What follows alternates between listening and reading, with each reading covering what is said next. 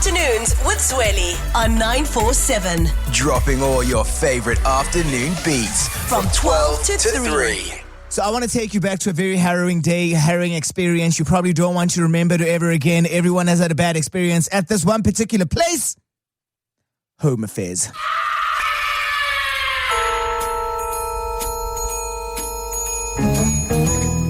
Now there's a TikTok that has gone viral.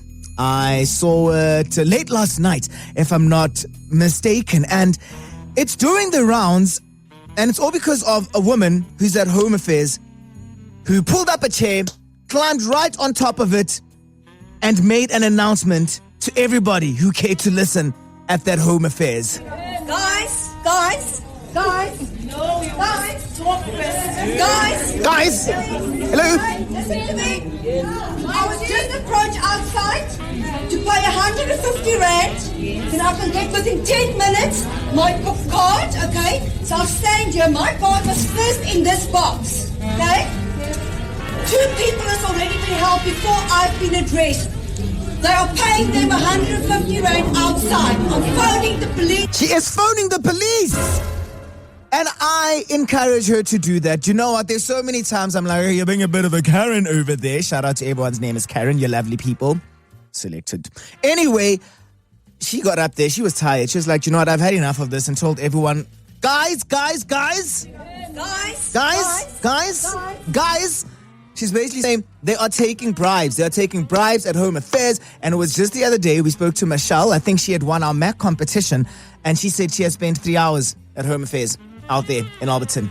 Now, we've all been there. It's quite unfortunate. And at some point, that queue has tested your patience, your sanity, your will to live. Because how on earth am I spending this much time in a queue just to try to get an ID book, a passport, documents that I legally am entitled to have? Now, it kind of reminded me of the time I was in grade 10. My mom was convinced a cell phone company was trying to pull a fast one on her. And like, not even convinced. She had all of the evidence. There's a contract she had taken out for me. How special. I was rocking the Samsung D500 because I was a celebrity in and they were basically scamming. We weren't even using that SIM card, and they were saying that I was making calls to the value of like 15,000 rands every month. And then surprised when she brought the SIM card that had never been used, still intact. Now they didn't know what to do, how to act, and she had to unleash I don't know. I've never seen my mom like that, is all I'll say. She was angry. You know, when they're like the angry black woman. Mother was an angry black woman that day, and you know what? She got what she wanted. And I need to chat to you. The person who is nice, the person who follows all of the rules. But one day you got tested, and then you had to be that customer and throw a tantrum. You're a good person, but once upon a time, your patience was tested. When have you had to become that customer? When did you throw a little tantrum? You raised your voice, you had to cause a scene because enough was enough. Did you get what you wanted eventually, or did it make things worse? 947. So, you've had to throw a tantrum once upon a time. There's a lady at Home Affairs who got up onto a chair and needed everybody to know.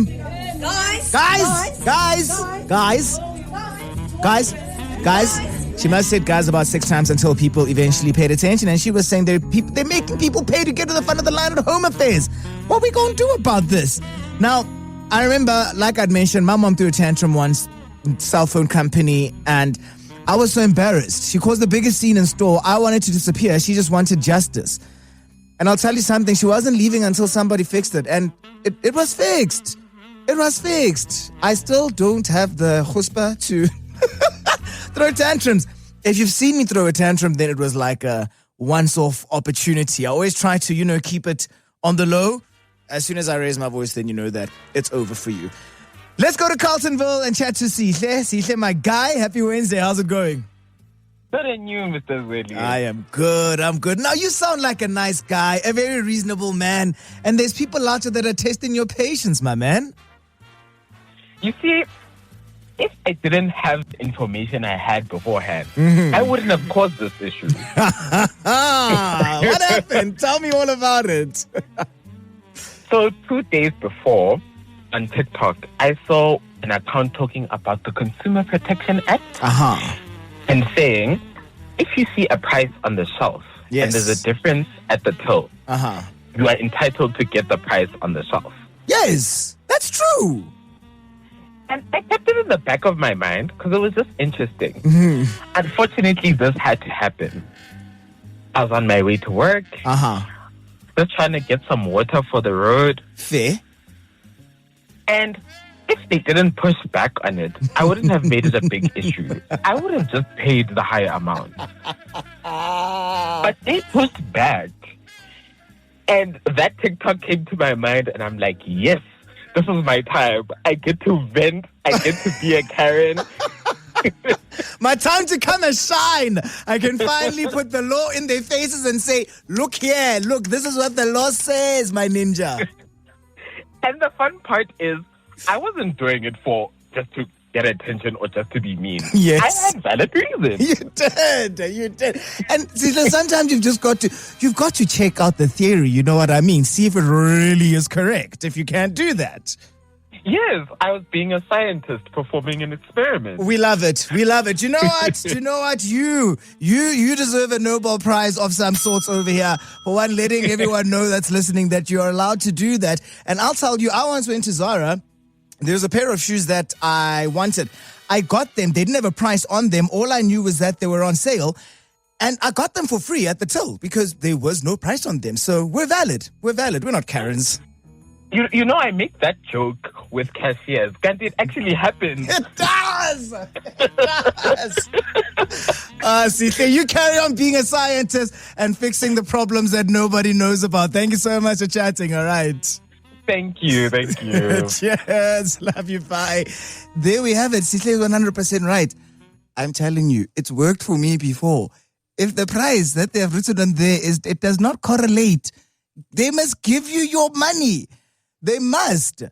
Also, don't go to shops now pulling off price tags just because you want things for free. Fun fact, they've got cameras.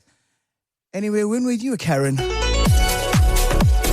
I was really the one who's always testing our patients is our supervisor. Oh. This guy he doesn't know how to listen. Oh. Really listening this department of his is falling apart because he doesn't listen to anyone. He's the Mr. Always right. Oh. So he's testing everyone's patients this time. Hi 947. This is a serious issue, my brother, because I had encountered the same problem in Captain Park, but my one was that a gentleman whom was born in South Africa, I'll say whom was born in South Africa 1996, but the ID says he's from Nigeria, came very aggressive while we were on the queue, and he started giving us attitude, and I realized, no, this is not on. But story short, following that, I had to organize a march in Captain Park to Home Affairs, and it was successful. Oh, Hello.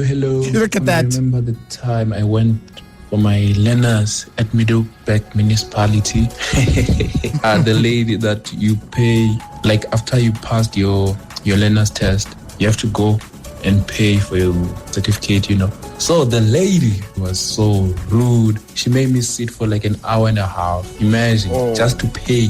I just paid and then I leave. That's it. I was so angry until I crashed out. I was like, what you are doing is very wrong. And then now she's helping me while being angry too. Apparently I had to throw out a tantrum to be helped. Yes. I'm the customer over here, and you also aren't going to treat me with some sort of attitude when you're supposed to be helping me. You know what I mean? Imagine I'm having a bad day and I'm like, yeah, it's afternoon, so Zweli, here's a song. What? No, that's just not how things work whatsoever.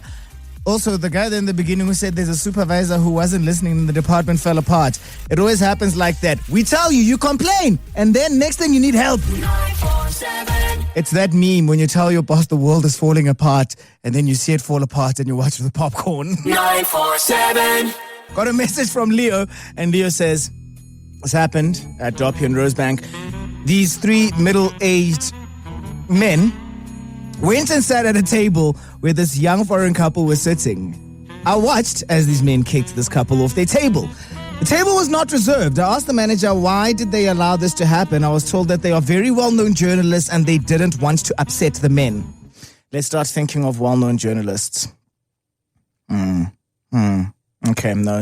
The description he gave over here, I can't give it on air, doesn't match anyone at 7:02. Anyway, it goes on to say, well, I said, hold my drink. I went up to the couple, apologized for such disgusting behavior. That is not South African hospitality, and those men do not represent the rest of us, talking loudly and pointing at these men as they looked at me. At least you're defending other people, you know what I mean? They are good people. Leo just replied and said, exactly, F around and find out. Some more messages on the WhatsApp hotline. I got one over here. Johan says, I became that customer at Home Affairs, Zweli. After my appointment was lost for the third time, I asked to speak to the supervisor. Then the supervisor.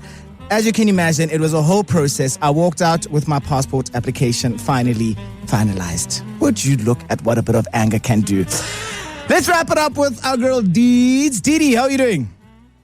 I'm doing well. How are you, Zweli? I am good, my girl. I'm good. It's my first day on your show. First time on my show. We got to make some noise.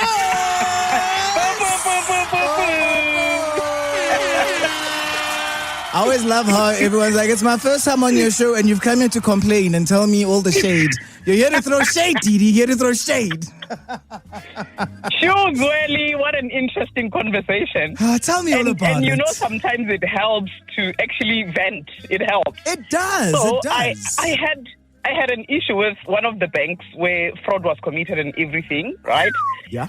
So now, when they have to sort it out, pay me my money, I'm being sent from pillar to post. Send emails that are not even responded to. Then I said, today is the day.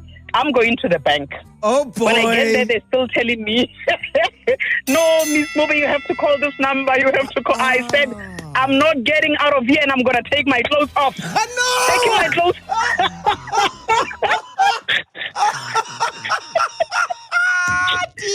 I'm taking my clothes off, whether you call the security or not. I want my money. I am so entertained. You even took it that far. You're like, in front of all of your customers. I went all crazy. Now, we need to get to the thing. Did this work? Did you threatening to go? Really? At the end of the day, I got out of that bank with my money in the account. Yeah. Do you know what, Didi? I'm not a nudist. I'm very scared to do that sort of thing, but do you know what? If it comes to money, master, you can't bother us with our money. My money, I get up on There's no way. Bye-bye, Zweli. I love you, Didi. Thank you so much. I love you more. Bye. Bye. It's Didi absolutely insane. You see, I come in here every day and you're like, how can you be normal even on a sad day?